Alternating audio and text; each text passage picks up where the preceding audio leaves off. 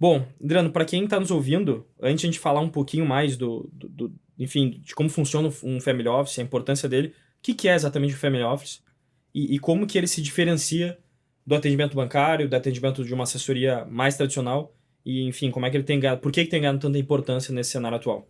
Perfeito. A gente parte da premissa que, conforme o patrimônio do cliente vai sendo construído, e eu não faço referência única e exclusivamente ao patrimônio líquido, né, aos investimentos em si, mas sim o patrimônio como um todo. Quanto mais complexo esse patrimônio se torna, quanto maior esse patrimônio, maior é a necessidade do cuidado que esse cliente precisa ter com o seu patrimônio. Então, quando a gente pensa em outros tipos de estrutura, um atendimento através do gerente bancário, um atendimento através de um consultor, de uma consultoria tradicional, ou até mesmo um assessor de investimentos, eles trazem soluções para determinadas complexidades de patrimônio.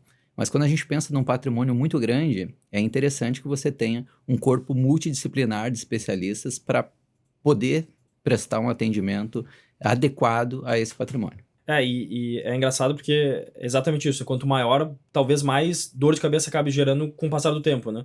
E é difícil saber equilibrar sem o apoio profissional, né? De alguém, enfim, especializado nesse tipo de atendimento, assim como o médico Uhum. acaba sendo especializado na saúde, o psicólogo na saúde mental, enfim. Mas o que muda de fato quando o patrimônio sai desse controle da planilha, enfim, e vira um desafio familiar? Como é que é lidar com os clientes no dia a dia em relação a isso? Perfeito, vamos fazer algumas analogias, né? Vamos pensar num cliente que tem um patrimônio de R$ 10.000. Pensa comigo, para cuidar desse patrimônio, nós precisamos partir da premissa que o dinheiro ele tem uma finalidade no tempo. Se a gente pensa num patrimônio de R$ 10.000, talvez a principal finalidade desse patrimônio na vida da pessoa seja compor uma reserva de emergência. É o primeiro volume que esse cliente está guardando de recursos. E uma reserva de emergência, em tese, ela deveria estar num ativo de altíssima liquidez e baixíssimo risco. Ou seja, não há muita complexidade para se atender esse cliente. Conforme o patrimônio vai aumentando, ele vai sendo composto por outras classes de ativos, que não necessariamente são ativos líquidos. Então, pensa que o cliente também adquire uma quantidade, um volume financeiro relevante em imóveis, né? Qual que vai ser a necessidade quando se pensa em imóveis? Se estruturar uma holding, buscar alternativas nesse sentido, né? Não existem respostas prontas, mas sim customizadas para cada necessidade de cliente. Um cliente que muitas vezes junta um patrimônio elevado, esse patrimônio, essa constituição desse líquido, ele também tem uma origem voltada muitas vezes a uma atividade empresarial, né? Como que se conduz esse grupo de empresas, qual que é a necessidade voltada à governança desse negócio. Quando se tem um patrimônio maior, outro aspecto que se pensa muito e é muito relevante é a questão da sucessão patrimonial. Como que se preserva esse recurso no tempo? Como que se preserva esse patrimônio no tempo para as próximas gerações? Então, se começam a ter outras necessidades de atendimento especializado. Você citou em algum momento a questão médica, e é uma analogia que a gente pode fazer também. Se você tiver um resfriado, talvez um clínico geral ele seja a pessoa mais adequada para propor ali um tratamento, uma medicação, enfim, e você ter a cura da sua moléstia.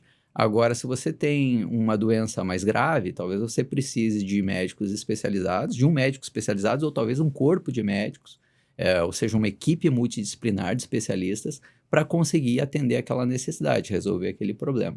Então, é mais ou menos isso que o Family Office faz. O Family Office é uma estrutura que ele centraliza diversos especialistas para entender a necessidade de cada cliente e quanto maior e mais complexo o patrimônio, maior a necessidade de profissionais especialistas para daí sim a gente fazer uma proposição e depois um acompanhamento no tempo. E como é que funciona esse tamanho, né? Porque é claro que não existe um número exato, né, de chegar naquele momento que, pô, não tem mais como o cliente lidar com o seu patrimônio sozinho ou ajudar toda a família inteira do patrimônio a conseguir se organizar com esse tamanho.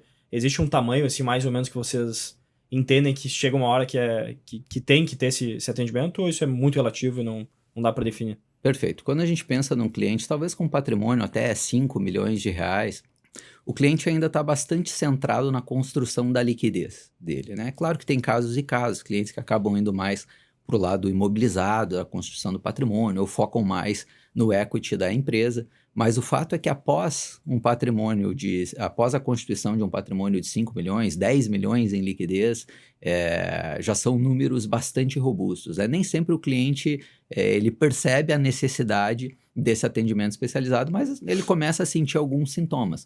Como, por exemplo, recentemente chegou um casal até nós, onde os dois são empresários, cada um num segmento distinto, e eles trouxeram justamente essa dor. Pô, além da complexidade de lidar com funcionários, lidar com fornecedores, ser empreendedor no Brasil não é fácil, né? Além de ter que lidar com toda essa complexidade de conduzir uma empresa, a gente ainda tem que estar dando atenção para outros aspectos que não necessariamente fazem parte do nosso escopo de conhecimento.